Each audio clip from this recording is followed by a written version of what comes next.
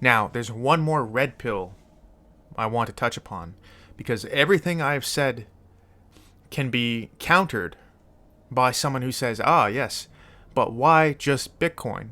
You can hold Ethereum in your mind. You can remember the seed phrase and hold Ethereum in your mind. You can hold Litecoin, any number of Dogecoin, any number of cryptocurrencies that are attempting to serve as money. You can do the same thing. So why do I apply this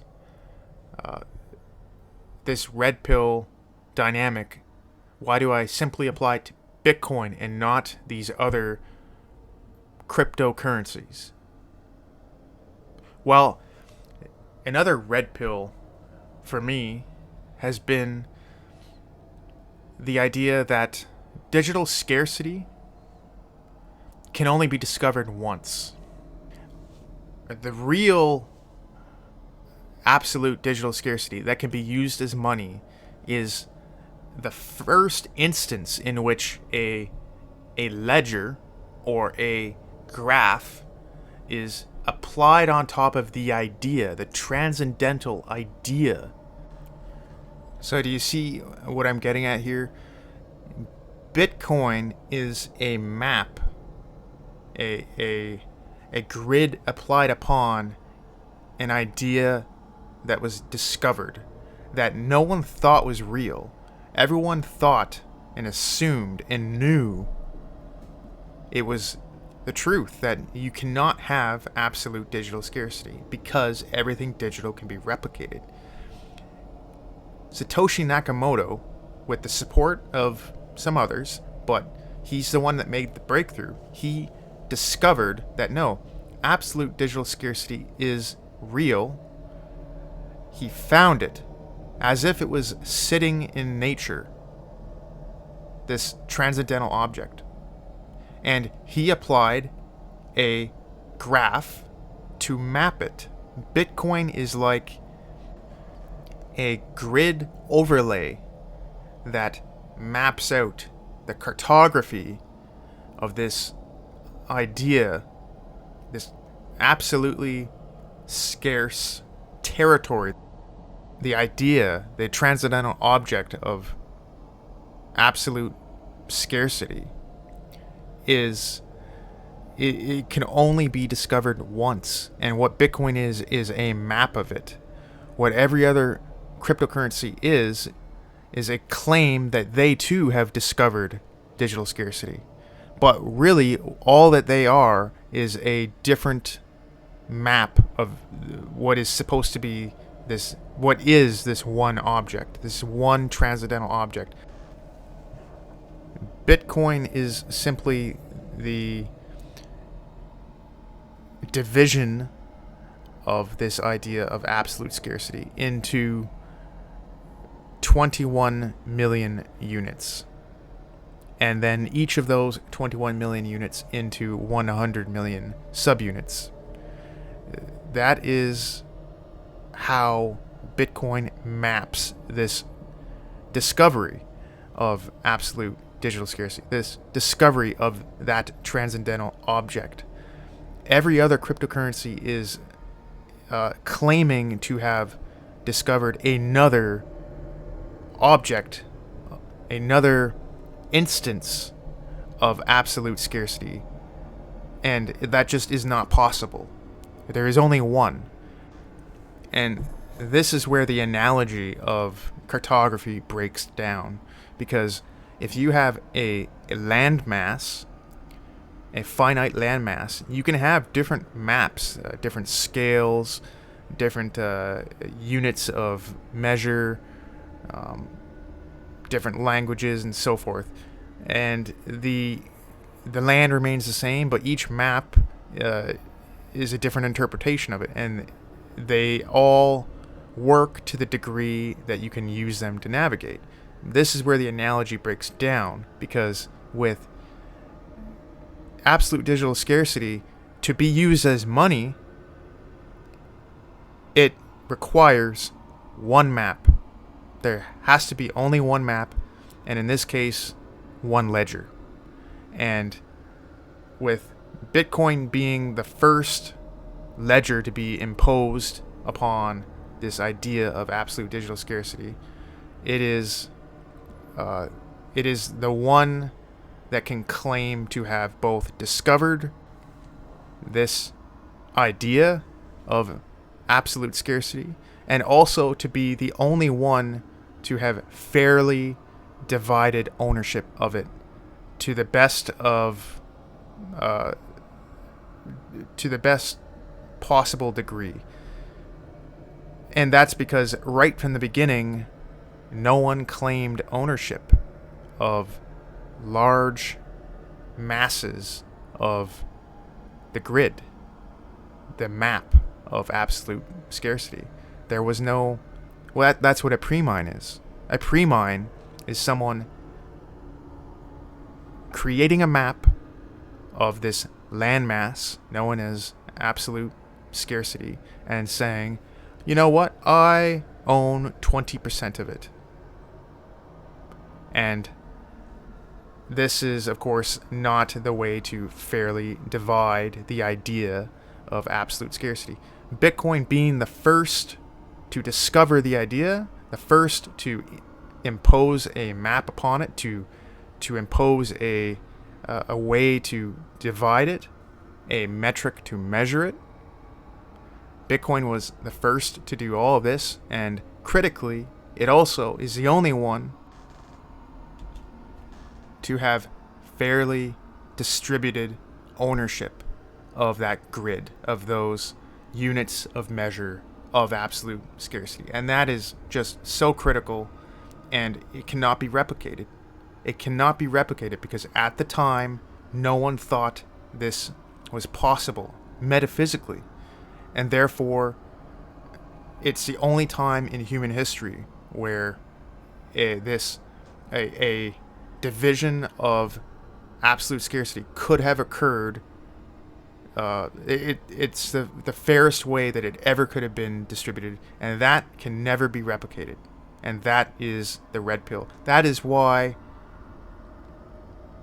I'm a Bitcoiner. That is why I believe that every other cryptocurrency that is trying to serve as money, all it is someone coming along to the same transcendental object known as absolute scarcity that Bitcoin has already discovered and already implemented a map, a grid to map it. It is every other cryptocurrency is coming along, imposing another map on top of it and saying arbitrarily, oh, by the way, I automatically own 20% of this real estate just because I created this map. Well, the map already existed. We've already mapped absolute digital scarcity, and it's already been fairly distributed and continues to be fairly distributed. Anyone else who's coming along is simply attempting to replicate absolute scarcity, but you can't. That annihilates the very idea of absolute scarcity. And second of all, to the degree that you are just imposing another map upon this idea, at the end of the day, regardless of your intentions, the truth is that you're just trying to redistribute, to reallocate proportional ownership of the idea of absolute digital scarcity, which has already been accounted for by Bitcoin. It is as if you are attempting a 51% attack without having to actually expend the energy. Any claim upon absolute digital scarcity as money is an attempt to retroactively redistribute what has already been mapped and distributed and accounted for immutably by Bitcoin. This dynamic that I'm talking about, Bitcoin as a transcendental object, or another way to look at it, Bitcoin as a map, or a ledger that divides this transcendental object known as absolute scarcity. This dynamic, this idea that I am talking about, Satoshi Nakamoto, I believe, understood this. He was the first in the world to understand this.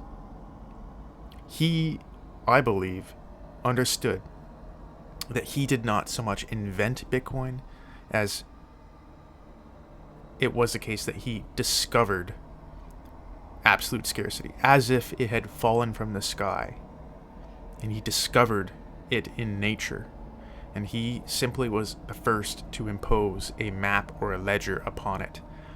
And critically, he understood very early that if he were to personally enrich himself by being the first to discover absolute scarcity and to be the one to figure out how to map it, how to create a bridge from our world to the transcendental. By being the first to invent that bridge, he had the opportunity to enrich himself potentially beyond imagination. Potentially, I say, because the paradox is that if he had exploited his position of being the first to discover this object, to discover how to bridge, to cross the bridge, to access it, to map it, and then to be able to distribute it. By being the first, you have this ability to essentially seize such an enormous portion of that territory that paradoxically you destroy any possibility of that map being of any use as money. That is the paradox, is that you would think that being the first to discover this, that you have this ability to enrich yourself beyond imagination. But the paradox is that if you do so, you destroy the whole idea. You destroy Bitcoin. You destroy the bridge that connects our world to this idea of absolute scarcity and allows us to use it as money. Satoshi Nakamoto understood that the paradox is if he enriched himself, he would destroy the whole project. He would destroy Bitcoin as money. And that key realization is the height of his brilliance. It is the reason why I believe Bitcoin did not fail early on. Because if there was ever a time Bitcoin would fail, it was in those critical first couple years. The first halving, the second halving, but in particular the first. It all could have failed. Bitcoin could be less than a footnote in some textbook on cryptography. It could just be another failed attempt at digital money. Satoshi Nakamoto understood what he had discovered and understood how he could not enrich himself. If he enriched himself by being the first to impose this map upon it, and then to simply seize or claim a significant portion of that map for himself, as is what happens with every cryptocurrency now. Oh, the founders, they all get their 15-20% or more of the share, right? And this is not what happened in Bitcoin, and that is why Bitcoin did not die. It's that sacrifice that Satoshi Nakamoto understood had to occur, or Bitcoin would die. And he understood this so early that he was gone within, halfway through the first halving. He vanished off the face of the earth, as far as we know. Just gone. Not a trace. He knew That had to happen. And this is why Bitcoin can be used as money credibly. It can be used as gold. It can be a world reserve currency. It can be the hardest money humanity has ever seen. Credibly, that's it. It's not any stretch of the imagination to claim that it can serve this purpose. And it already is happening. That process is already occurring. Why does Bitcoin keep going up? Because it is monetizing right before our very eyes. So, all of that to say, this is another red pill for me. This notion, this idea that Bitcoin is a discovery, and that it is the fair distribution of that first ledger to be used to divide and then distribute absolute scarcity. That's the key. That for me, that realization is really what clinches it. It's what makes Bitcoin unique. It's the moat, that the impenetrable moat that surrounds Bitcoin, that just, for me, in my mind, it makes it impossible for any competitor to usurp it. This is not like tech companies. Tech companies can be overturned by a competitor. Tech companies rise and fall. Platforms rise and fall. And that is why comparing Bitcoin to a tech company, the analogy is very poor and insufficient. This is not a technology. This is money. And money is winner takes all. Winner takes all, and then it assumes the throne and sits on it for hundreds or thousands of years. To the extent that Bitcoin succeeds, and I believe it is in the process of succeeding right before our very eyes, from our perspective in slow motion, but to the extent that Bitcoin succeeds in becoming money credibly for humanity, it will be able to defend that position essentially for, I don't even know, generations, dare I say thousands of years? I don't know. Bitcoin, you can hold your wealth in your mind.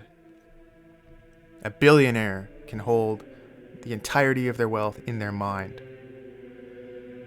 And you can only discover Bitcoin once. And there's only one grid. There's only one map. There's only one ledger that accounts for proportional ownership of it.